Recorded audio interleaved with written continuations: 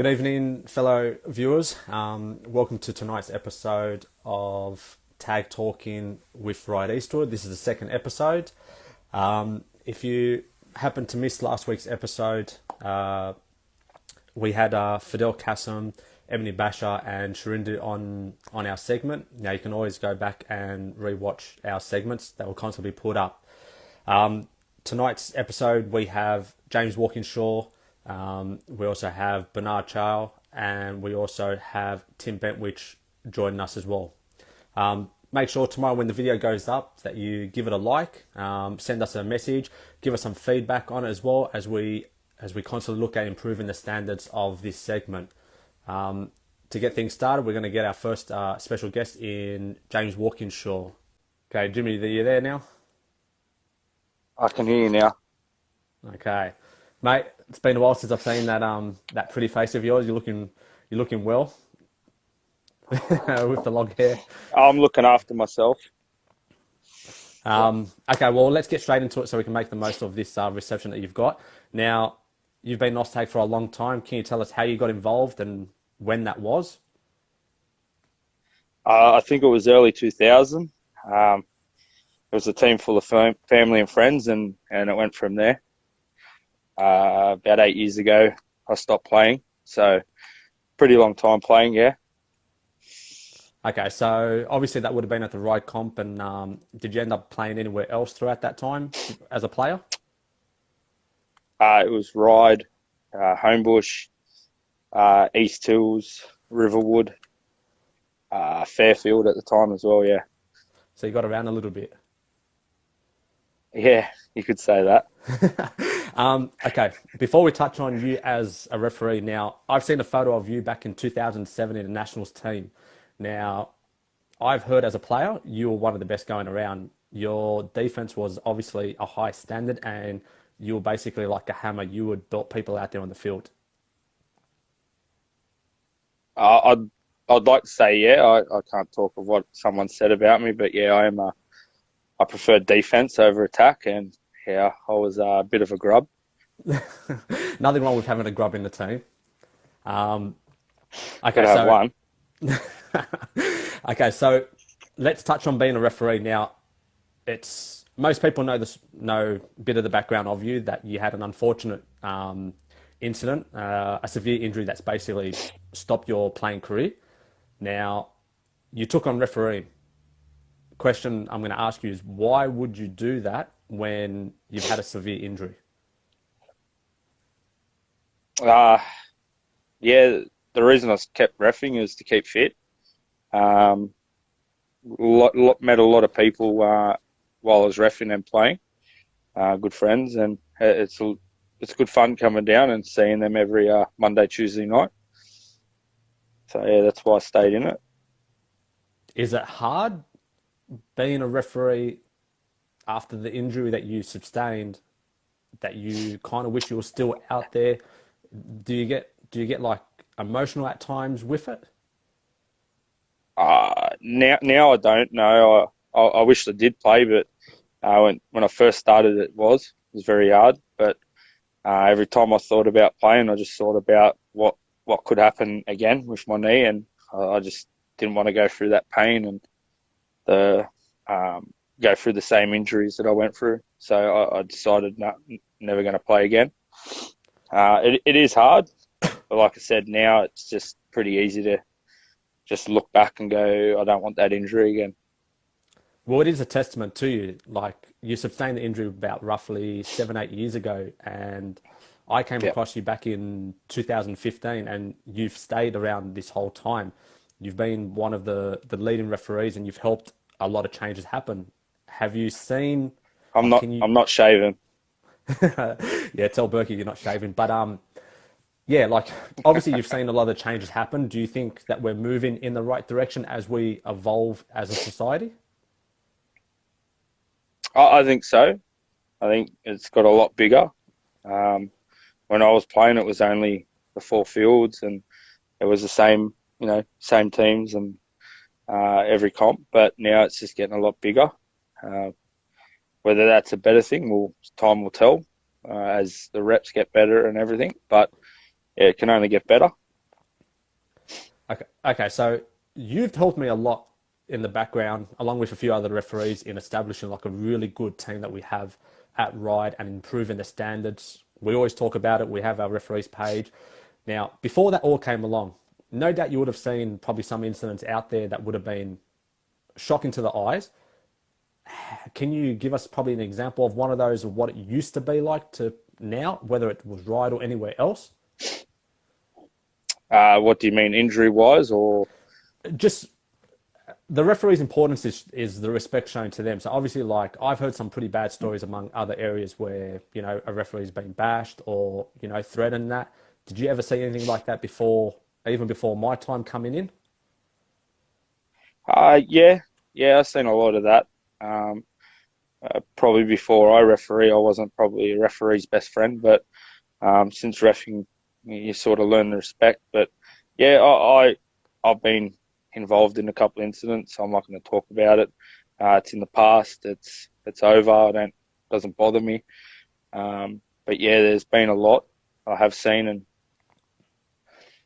it's not good. Okay, talking about an But incident with. it's got a hell of a lot better.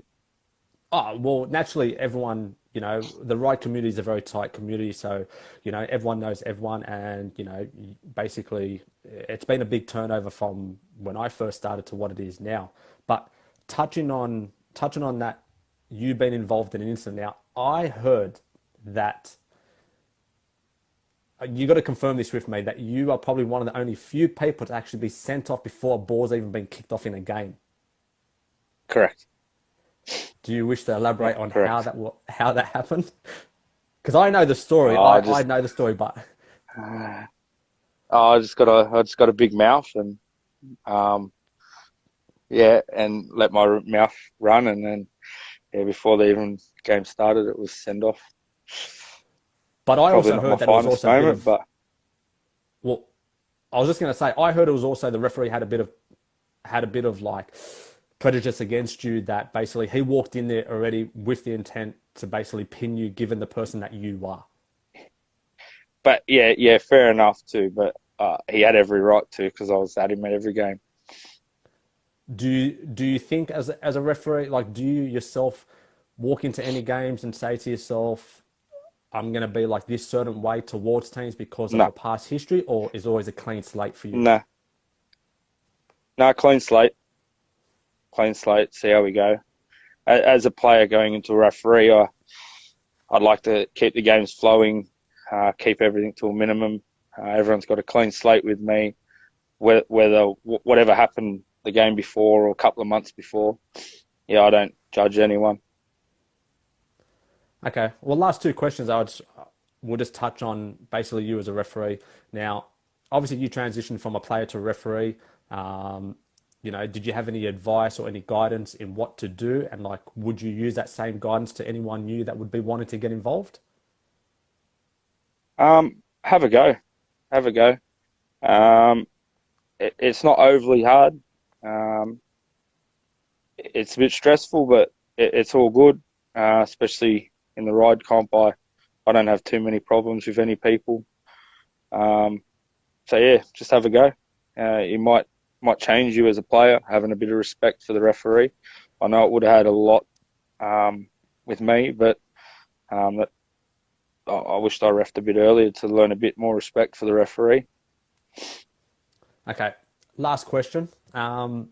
Do you have any ways of preparing yourself? Every time you come down to the comp, preparing yourself to referee the games from a Division 1 to a Division 5, for example. Do you have a certain way that you as a referee prepare yourself for those games? Because it can, after the amount of years you've done it for now, it can take a toll on you.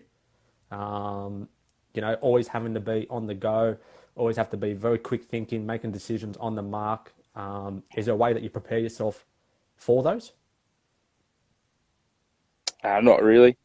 I think finals time it's a little bit more stressful, and you've got to be more switched on. But with the social comps, it's pretty good. The people I ref make it a bit more enjoyable.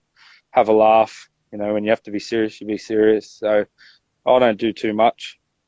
When, like I said, you go into finals, it's a bit different. But yeah, no, I don't do too much, mate.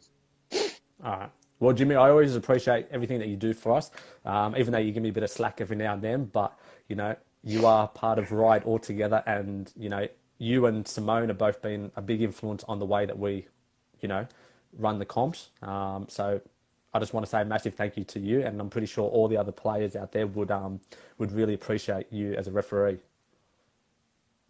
Oh, thank you. Pleasure to be here, to be invited by you, Mr. Shamwow. Hopefully it's not too long before we're back and So we get to see you. yeah, because I liked it, do I get a prize? Mate, of course you do. I'll buy you a Jimmy. case just for that. But Thanks, Brendan. Jimmy, thank you for your time. I really appreciate, you're on the holidays, and I really appreciate you giving up your time to come in and have a chat with us. So I'll leave you to it. Thank you for everything, and hopefully we'll see you sooner rather than later. Oh, you'll see me soon, buddy. Shout out to Mr. Costi. Thanks, Jimmy. Thanks for that. See you. I can't wait to be back. Okay, guys. Yeah, we'll get him a hair tie, Simone. Okay, guys, there you have it. There's our first special guest of the night in James Walkinshaw, one of our longest You can serving braid it, referees. Simone. Yeah, one of our See ya. longest serving referees, and basically he's been a big influence in what we do at the comp, as we collaborate with all the referees. As I have a team, which is now up to 30 people. When he first started, we only had roughly about 6 to 8 people. So obviously as the comp grows, we definitely look at establishing a very good core group of referees, and we kind of build outside of that. So he started from being a player, obviously severe injury, then transitioned him into a referee, which, referees are what makes the game, move forward. If we don't have them, then unfortunately we can't take on teams. Now, with that being said, we're going to move on to our next special guest in Bernard Chow. He is the men's under-20s coach for Ryde-Eastwood for State Cup. So, Bernie, if you want to send me a request, we'll get you online pretty quick. Let's see if I can get him on myself. Now, guys, also, while I'm waiting for him to come on, please make sure that if you're joining the feed, that you give us a like, will give us a thumbs up so we can put you into the draw. Bernie, how are you, mate? Yeah, good, mate. How are you? Not too bad. It's actually good to actually see you face to face instead of over the phone for once. Yeah, I know. Jimmy's a pretty funny bloke, hey? Jimmy's a pretty character. funny. Yeah, Jimmy's good. Okay, so let's get stuck into you. Now, you've only been in the game for a short time, since 2017. And already, as a person, you've accomplished so much, from playing State Cup, you've played for Hong Kong, you were involved in the setup with it, you've helped coach. Can you share how you got involved to begin with, though? Yeah, so like I only joined TAG about 3 years ago.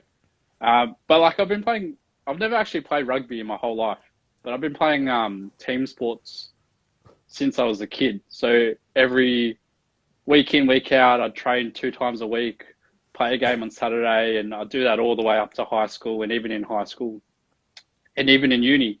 And then just as that came over, work for me started to help out sports, and because I'm helping out sports, they were on those days, so I no longer could play on a Saturday. So I actually had to find a weeknight sport, and I asked around a few mates and then just joined OzTag, and then yeah, that's how it started. Just played a couple of social nights, and then I guess the experience of team sports and sort of ambition to be a bit better sort of helped, and then that's I guess how it got me going into competitive OzTag. Well, it's amazing how a small thing of not being able to do something on a certain day can transition you into basically becoming part of another sport and, achieving so much of what you have already. Can you define a significant moment? You've played in the World Cup, Oceania, what would be a significant moment for you in your short 3-year career already? I reckon the biggest highlight is Oceania Cup, which was last year.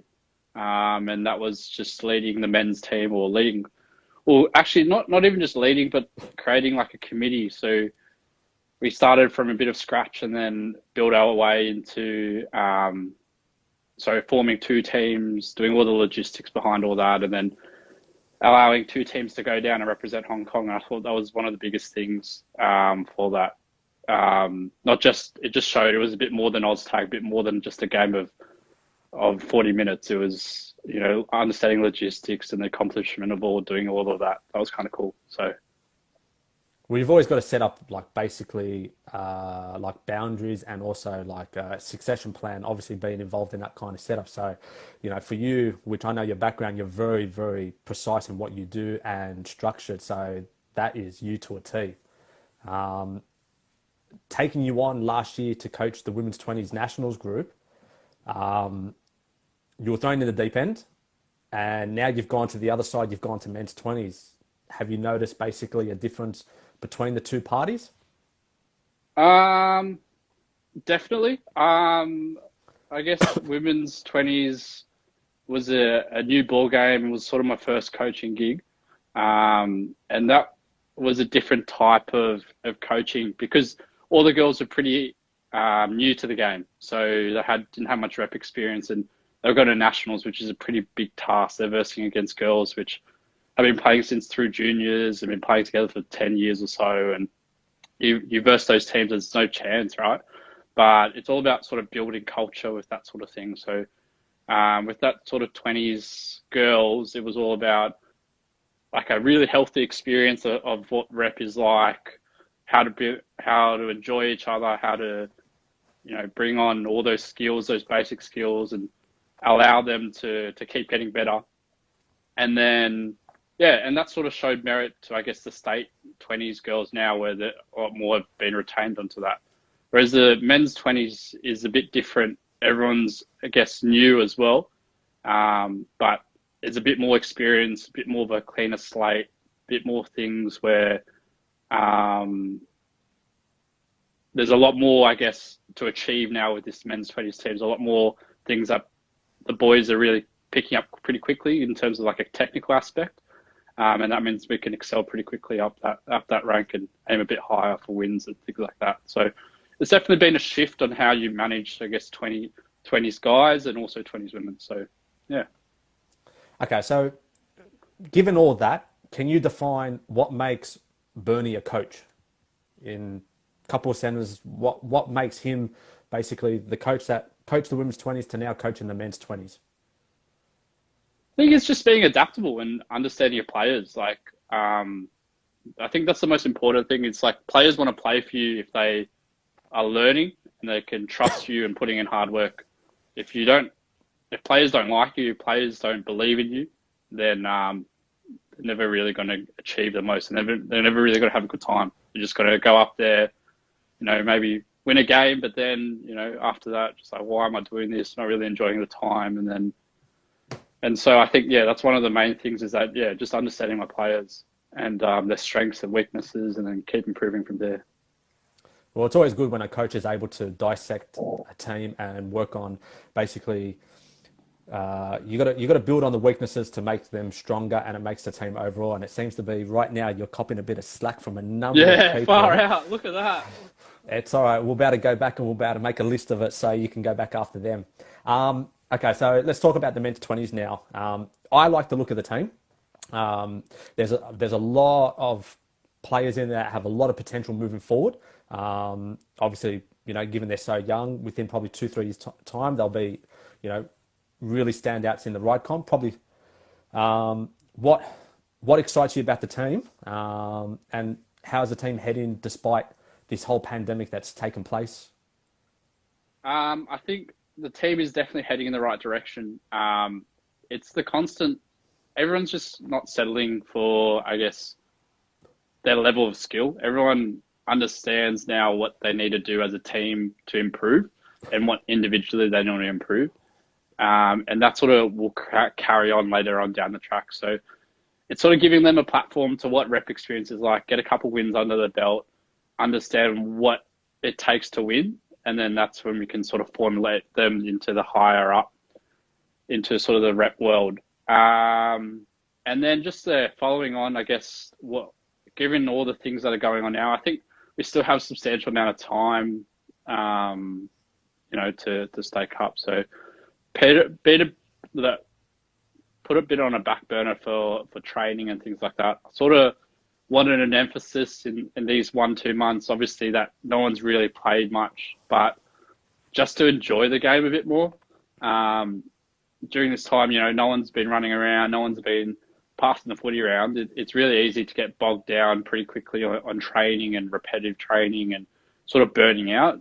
I sort of want this time just to enjoy the game, let it free flow a bit, get your head around that, hey, tag's back, and then work your way back into rep training and things like that. So I haven't really capped it in any way, but that's sort of the plan I'm leading into the next few months.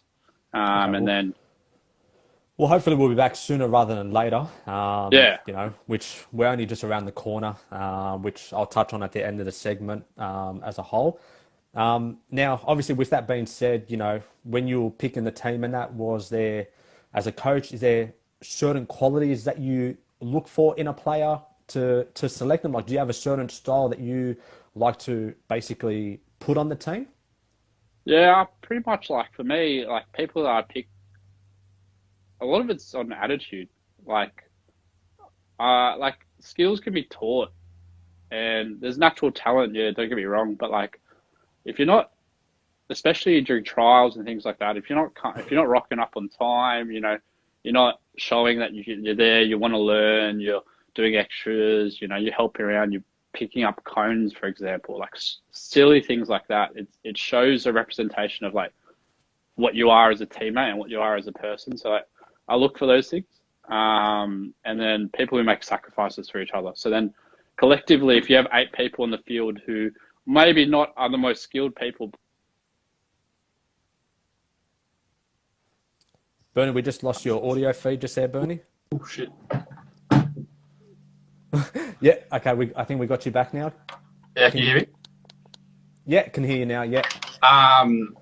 So I was saying, even if you have the 8 of not the most skilled people, like if you have 8 people that all sacrifice for themselves and have the right attitude and like, give 110%, even if they make a mistake, and collectively work together, that ultimately is what you want as a team, not the, your superstar who, drops the ball and puts their head down for the next 3 phases, in which case you'll let in 2 tries or something like that. That's a game changer. So that's all about attitude for me.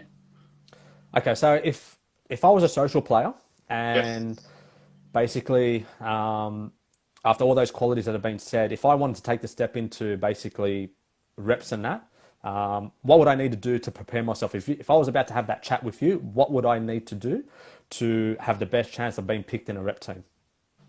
I think just being open. Like, again, I'm looking for attitude. So then it's not even like you can play 1-2 years in social Oz tag, or you can play 10 years of social Oz tag. I don't really care.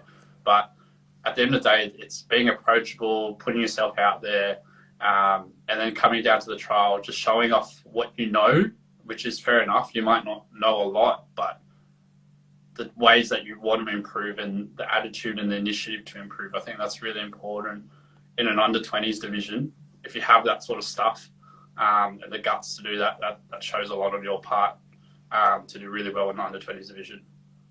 Okay. So, well, I really appreciate that kind of feedback. Like that's a good emphasis on what that needs to be done.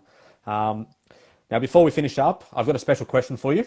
Now, all right. Now, obviously, your background is you work in physiotherapy. And you've treated a lot of people at the Ryde comp, as we do have a lot of people within the sport. Now, this special question's from Adrian Liu, and he wants to know, what can I do for injury preventions before and after my games? Example, warm up, cool down. All right. So obviously he's talking about himself, because I've seen him on the sideline quite a bit. Yeah. All right. So in terms of like your warm up, without getting too technical, you're basically priming your body for playing the sport. So you need to make sure during your warm-up you're doing activities that mimic your sport in like a controlled environment. So a lot of the time the misconception is like, oh, I do a warm-up, I just do 5 stretches, or I lay on this foam roller, or I talk to a friend, and then, oh shit, we're on for OzTag, and we all run on, and then oh, 2 minutes in, I've hurt my groin or something like that. And, like, that's not really the best warm up. So probably something like some dynamic movements, dynamic stretching, and then doing a bit more of some hop movements and change of direction stuff before going onto the field. That's probably the prime thing. And it only needs to be about 5, 10, 15 minutes or so. Like, you could do it pretty quickly. You just got to raise the body temperature over time. And all those things are important for injury prevention. And OzTag is unfortunately quite a big high injury reoccurrence or injury rate. And then cool down. Well, cool down is probably not the highest of things for us. We don't really have, like, unless you're playing like day after day after day, or you're doing really heavy, like let's say state cut, right? State cut, you're going Friday, Saturday, Sunday. Your recovery is super important. But like for a social OzTag player that's playing on like a Tuesday night, for example, like, and they're doing 5 minutes of stretching or cool down or something like that, that's enough. So it doesn't need to be anything fancy, some static stretches and things like that. So. Or you can take on my trick that I done up at Nationals last year and just Voltaren and glad wrap the legs and just go to sleep like that. If that's because of my old age. Yeah, if anyone doesn't know Seamus's trick, he just puts a shitload of Voltaren, puts on his leg, wraps, and then makes the physio who's there as a coach at Nationals to make sure like that's all done before his final, and make sure you do that every night, even if the coach has got something else to do or it's tired. You still got to make sure Seamus's knee's okay. That's it. That's exactly what needs to be done. Look, Bernie, I really appreciate you giving up your time on a Sunday night for this. I personally always appreciate everything that you do within the Ryde community and setup that we have. So, mate, I look forward to seeing the 20s back out there on the field. And, you know, obviously what we spoke about the other day hopefully will come fruition to what we want to achieve long term, which we'll touch base on the last segment, which I'll make reference to you. So once again, thank you so much for everything you've done, mate. No worries, Seamus. Thank you, mate. All right, I'll see you soon, mate. All right, see you, mate. Okay, guys, there you have it. That was Bernie, the men's under 20s coach. So obviously for any young guys that want to get involved within the sport, you know, he's obviously the best person to speak to. And he's also, you know, a coach that I can relate to very well. Same as Ebony Basher last week. Both with these core young players that are looking to make that transition into opens. Now, for all those viewers that are joining, please make sure you give us a thumbs up so we know that you are viewing the segment, and you will go into the draw to win a prize at the on the 9th week. For our last and final special guest, we have Tim Bentwich. Now, Timmy, if you want to send in a request to join, Timmy's a newly selected Australian men's player for the men's over 30s division. He's been a long-term servant of Ryde-Eastwood. Timmy, how are you, mate? Hello, mate. Good. Mate, it's good to see you. It's been too long. Sure has, mate. Now, a lot of people haircut, buddy. Yeah, look, I only done it a couple of days ago, so I'm trying to keep at it every 2 weeks. Now, obviously, you know, there's a big fan base around you, so we'll make sure we get a lot out of you. You know, Berkey and Dougie are going to be watching this. See, Berkey's already given the, you know, the lovey eyes. So, look, let's get back to where it all started. Now, you started back in 2000 at Carlingford. Yeah, at the same time, you were playing rugby league, rugby union. What made you come into OzTag? I finished up playing league that year, 17. I had an injury and gave it away, and mate at school, good mate of mine, Jared Hopley, said he was going to be playing in this OzTag team. Knew what tag was, never played, and wasn't that keen, to be honest, because my mate Jazza, he was a soccer player, so I'm like, well, we play soccer, you don't know how to pass. But he told me his cousin Bill was putting the team together, and I knew Bill was a leaguey, so I thought, yeah, we'll give it a go. And yeah, it weren't too great. Our team wasn't too great to begin with. Got pinged for a lot of contact in that first comp. As most rugby league players or union players would. Okay, so that's how you got started into it. Now, obviously over the course you have played State Cup for, I've got here the Ryde-Eastwood Wizard Men's Opens. Yeah. Now that's a long time before even the Broncos. You've also played nationals back in 2008 with the inner Sydney Warriors, which that's a different name from back then. And the one I really want to touch on, Casino because this boys. one, yeah, the one I really want to touch on is the rest of the world's team that you played in against the Australian team. Can you explain to us what that was like and how that even came about? I don't remember why there was that tournament on. I think there was meant to be a Trans-Tasman that year and it didn't happen. So they basically put together these barbarians time sides. And at the time, Steve the Chief Lion, big personality in OzTag back then, who was coaching a lot of the rep sides I was in, put a side together. A lot of ride boys, actually. Paulie Moses, Phil Maluro, Selwyn was in there. Wow. Who else played? Billy Hopley. But yeah, we got a chance to play against Men's Open over a weekend, and I don't think the Men's Open's Aussie side had ever lost a series, and we got him. We never got the Wow. trophy for winning it, but yeah, it was a pretty good weekend. Well, that's not often an Australian team loses, especially against the rest of the world's team, which I like that concept of basically bringing, all players all together and just putting them up against the best of Australia, which obviously that would be a significant moment for you in OzTag over the course, correct? Look, it's something that look back on pretty fondly when you're having beers with the boys. I remember that time where we got up over the Aussies. But look, back in the day, there were a lot more sort of one-day type tournaments that you could play in outside of State Cup and Nationals. You'd have a Nelson Cup turn into Newcastle Cup, the Penrith Cup. But it was pretty fun playing those one-day rep tournaments. Wow, seems like times were better back then than what it is now. You have all these different tournaments. Now, as a player, Timmy, you've also coached. I had the luxury of being coached by you for a State Cup tournament. What made you coach, and do you reckon that made you the player that you are today, having a better understanding of what's around you? I wouldn't say it's made me a better player. I think when I've coached, it's always been player coach, which isn't ideal. Spend a lot more time focusing on the team than yourself.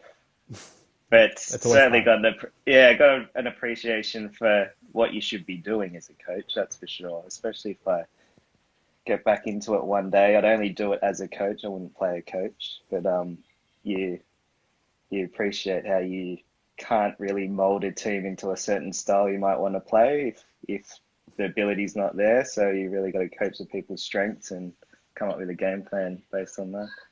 Well, I don't think we'll be seeing you as a coach anytime soon, because the way you are playing still now, I think you still got at least another 10 years ahead of you before you even think about retiring. And I hope so. I'm pretty sure the boys will all agree, Damo, Dougie, Berkey, I'm pretty sure they wouldn't let you give up. Even I wouldn't.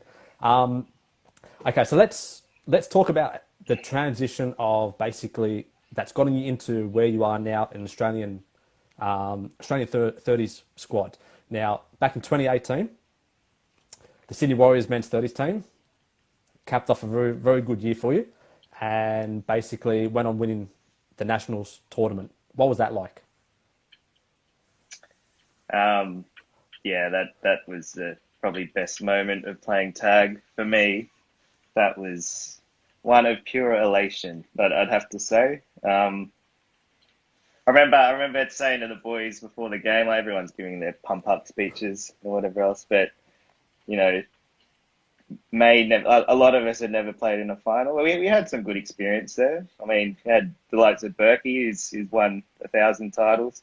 A couple of boys who came up from Men's Opens, from the Opens Warriors team, who've done it many times. But for a lot of us, that was the first time and, quite possibly the last time. So it was really about just wrecking yourself. Make sure you leave everything there. And I realized that combined, I'd played a total of 22 state and nationals tournaments, and that was the first final I've been in. So yeah, it was Wow. yeah, it was a lot of man hugs after that game throughout the night, and it was good to do it alongside a few of the boys that I played with for a long time, Harry, Davies, Damo. Yeah, long time coming. Well, it's funny you mentioned those boys because back in 2016, you lost in the semi-final. So obviously this was a long time build-in. 2017, a few of the boys all left. They had a year off. And then basically the whole goal was get the best team together for 2018 and let's make the most of this opportunity. And while that came out winning the title, it was then backed up the following year again. So seeing how everything's been built up and transitioning, where does the team go to from here now? After going back to back, where do they go? Well, there's obviously a lot more boys who want to try out for the team now, which is a good position to be in.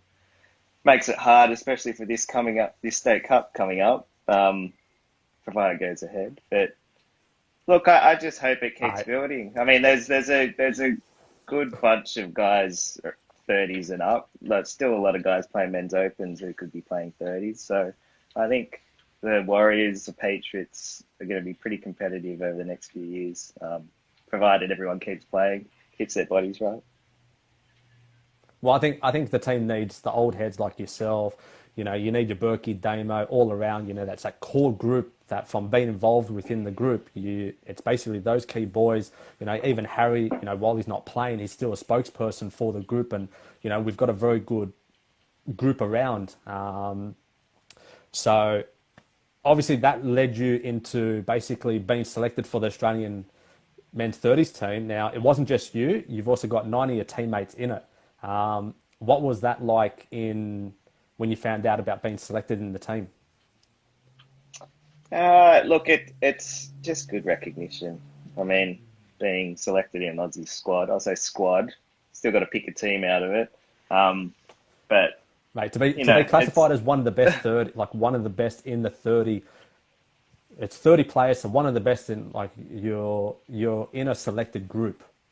So it's still a very high caliber right there. Yeah, look, it is, and it's a pinnacle. Everyone wants to get picked for an Aussie team, right? And for me personally, I thought that horse had bolted many years ago. So it's nice to know that you keep fit and play well. That's still a possibility. But getting picked in any sort of rep team, it's hard if you're not winning, right? So a lot of the guys who I've played with over the years, men's opens and like as such, you could say that probably at a Aussie caliber, but we simply weren't winning. So it's harder to get noticed and displace people who've been there, done it year after year. But once you win a couple in a row, yeah, you got to take notice, right? Well, it's you are right in it. Like when you are winning, it is easy to be noticed, and going back to back. Well, I think they personally got the selection right this time around with 10 of the boys in there, and a lot of people would agree with me in saying that you should have been in the team a long time ago, and you should have already been a staple part of the group. Now, you've previously played in 2 World Cups before that for the Philippines. Now, if you get selected for the Australian team to compete in the World Cup in Ireland, how is that going to, like, that's 3 World Cups in basically the space of 6 years. Do you try and go for a 4th one down the track? Over 40s. Yeah, if there's over 40 sides, why not? Mate, you'll still be playing 30s. You could still play opens right now. Oh, mate. It's getting harder. Nah, but it would be good. Obviously, with all you boys. But there's something I want to ask you. With everyone at Ryde, obviously holds you in very high esteem. People that have been around for a long time. Ones that play against you on a Monday night obviously know who you are. Playing for SOS and back with Slayers.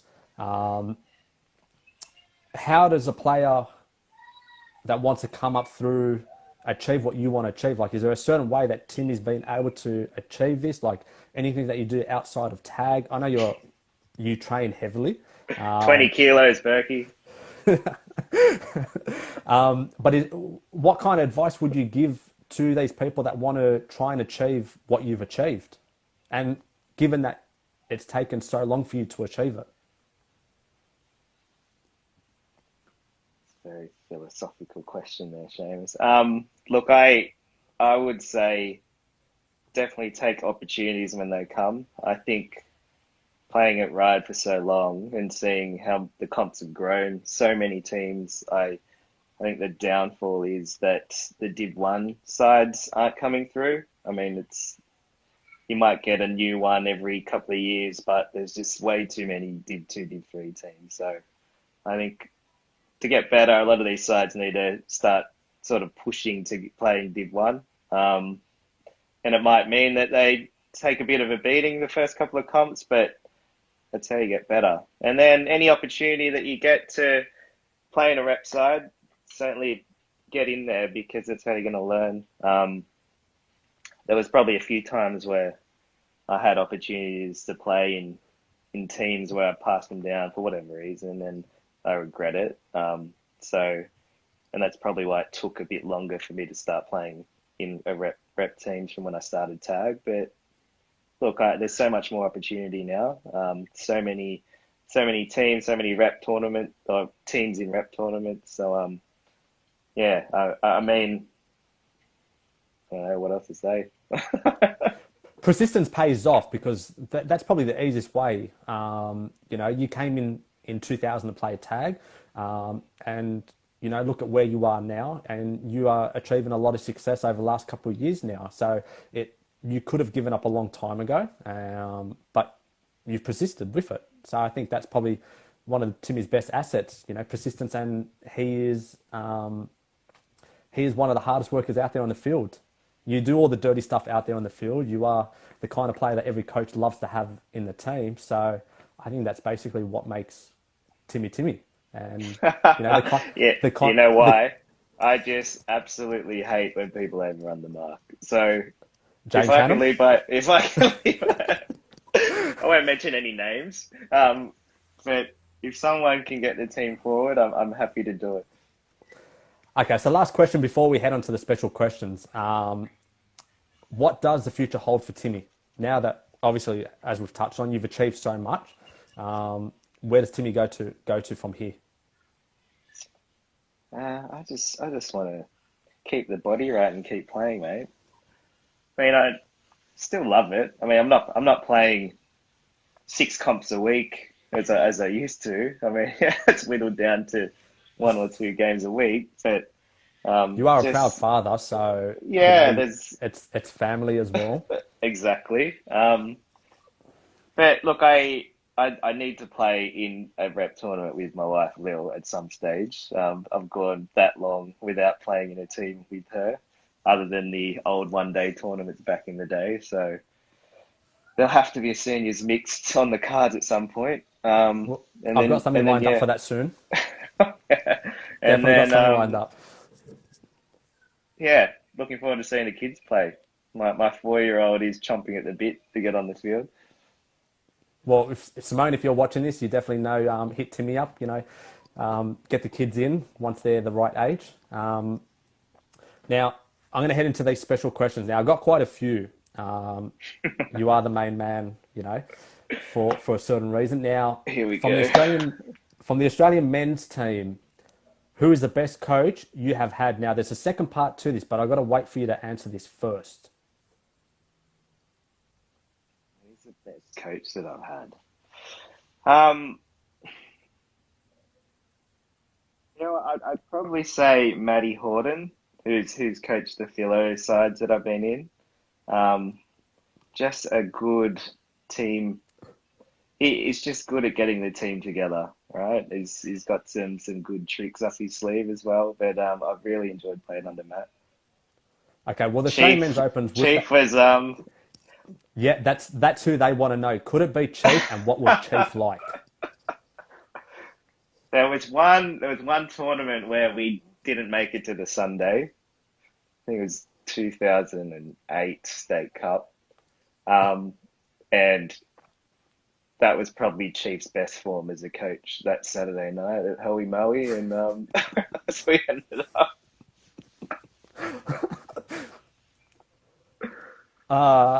Yeah, well, some coaches definitely have it in them. Now, this one was sent anonymously. Now, I know who it is, but they want to remain anonymous. Has anyone seen Chief lately? It's I guess it's not a question for me, mate. I certainly haven't seen him.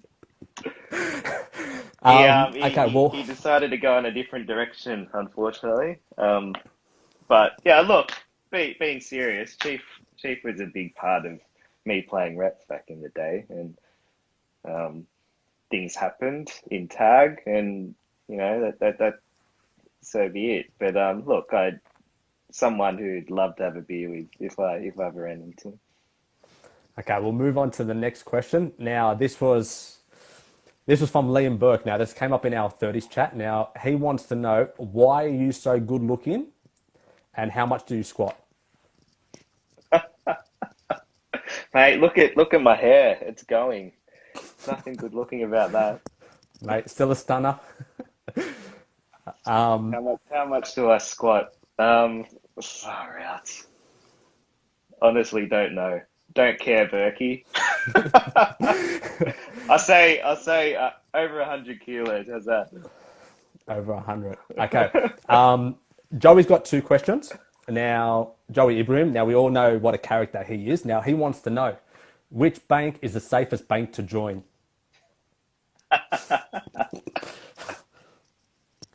There's only one bank. It's the big bank. The big bank. Now, he also wants to know, what's the best team you've played for?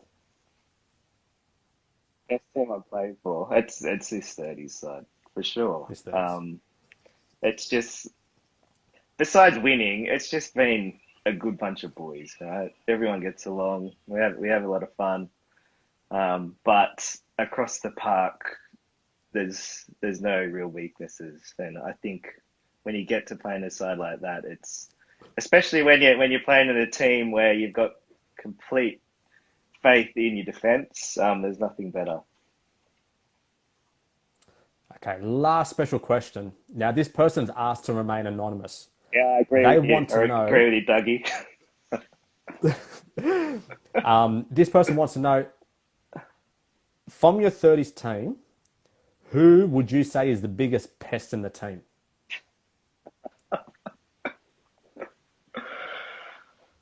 Far out. Because there's a number of them that could take that title of a pest. But who would you define as a pest? There is a lot. Put Harry up there. Negative Harry loves to give it in our chats. Yeah, Harry just comes and goes. He just gives it when he wants it. See you later. Come in, throw a barb, off he goes again. Well, Timmy, look, I really appreciate what you've helped me a lot as a person. I've always come to you for advice, and back in 2017, myself, Harry, and a few others, along with you, we got together and we basically tried to work on what we could do for 2018, and obviously, everything came forward. So without you being part of it, I don't think a lot of it would have happened, because you had to be there in 2017 to make it all possible when the team was so depleted at the time. So me personally, I want to say a massive thank you to you, for one, being a Ryde representative, and two, for everything you've done for the 30s and myself over the last couple of years. Thanks, mate, and keep doing what you're doing. It's good. I'll try to keep doing it. Profile. Look, it's definitely, everything's heading the right way. Obviously, with the 30s for you personally, your next step is trying to make that Aussies World Cup squad, and it would be amazing achievement to see all 10 of the boys in that team, and I think every single one of you deserve it, which would be a great profile for us as an area. So hopefully, fingers crossed, you all get in. Well, Timmy, I really appreciate you giving up your time there. I'll let you head off to your Tigers game. You know, hopefully they're up at the moment, but I do appreciate you giving up your time on a Sunday night. Cheers, Seamus. Thanks, mate. Guys, there you have it. That was our third special guest for the night in Tim Bentwich. Now, he's just been recently selected in the squad for the Australian men's 30s team, which how that works is they pick a squad of 30 players. So it's the best 30 players that took part in last year's Nationals. And hopefully over the next, I'm not too sure when they'll finalise the team, but they go away to Ireland in next year in August to compete at the World Cup, which it's the first time in the Northern Hemisphere after it being in the Southern for quite some time. So I do wish those boys the best of luck. You know, they deserve all the success that they've had so far. So that was our third and final guest. Now, guys, if you haven't given a thumbs up after tuning in, please do so. Next week's episode, I'm just checking who we've got. We've got Clarence White. He's a Sydney Oztag life member. He's also a Ryde representative. He plays in the team Legends on Monday night. We've also got William Zhang, who is the coach of the Women's 2 Opens team that's going up to the State Cup in end of October, early November. And then finally, for our last special guest, we have my co-worker in Sivasara Surikuma for that basically looks after the Sydney City Comp and someone that I like to collaborate a lot of ideas with, along with those that I have in that ride. So this video will go up on our wall tomorrow, roughly this time tomorrow, after all the editing's done. And a massive thank you to I'm going to keep her anonymous at the moment, but massive thank you to her for all the work that she's been doing in the marketing and helping me achieve and getting this out. So guys, when the video goes up, please give it a like, send us a message, give us some feedback as we continue to look at increasing the standard of this segment. So guys, hope you all enjoyed viewing, and you know, have a good night, and we'll see you soon. I'll put up a post hopefully this week about social comp, but given that the government has announced that kids up until 18 can resume playing in community sport, I'm hoping we're only probably 1 or 2 weeks away from that, but it all comes down to our case numbers and how many active cases we still have in place. So fingers crossed, we should be around the corner from resuming. So thank you guys for tuning in. I hope you've all had